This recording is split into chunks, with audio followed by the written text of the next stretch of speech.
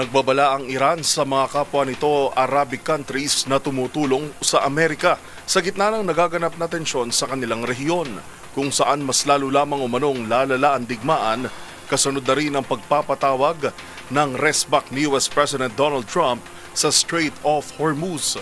Yan at ang iba pang mga napapanahong balita mula sa iba't ibang panig ng mundo sa Global Headlines Report ni James Galange.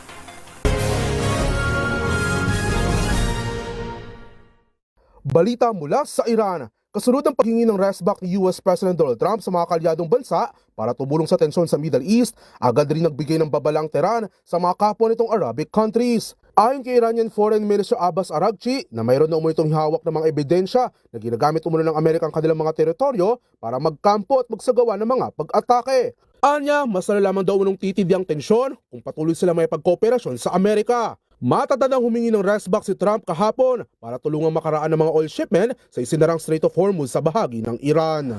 Sa kaugnay na balita, ikinokonsidera naman ng Japan na tumugon sa panawagang resback ni Trump sa Strait of Hormuz at magpadala ng Japanese Navy ships upang ligtas na makapag-export ang mga oil shipment.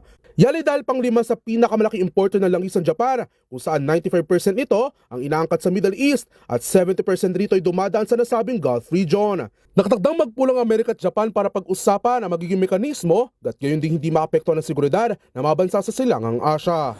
Sa iba pang balita, pumalo na sa mahigit 100 katao ang bilang ng mga nasawi sa naganap na landslide sa Ethiopia, bunsod ng mga pagbaha sa East Africa kabilang ng bansang Kenya. Sa ulat ng Ethiopian Human Rights Commission, umakyat naman sa halos 3,500 katao ang nilikas mula sa kanilang mga bahay, habang nagdeklara naman ng mourning period ang kanilang House of People Representatives. Inaasang magpapatuloy pa ng mga pagbaha at pag-ulan sa lugar kung saan nagsimula pang naturang sakuna noong Pebrero. At yan naman nakakalap nating balita mula sa iba't ibang panig ng mundo. Para sa MBC TV Network News, ito si James Galange ng DZRH TV, una sa Pilipinas, una sa Pilipino.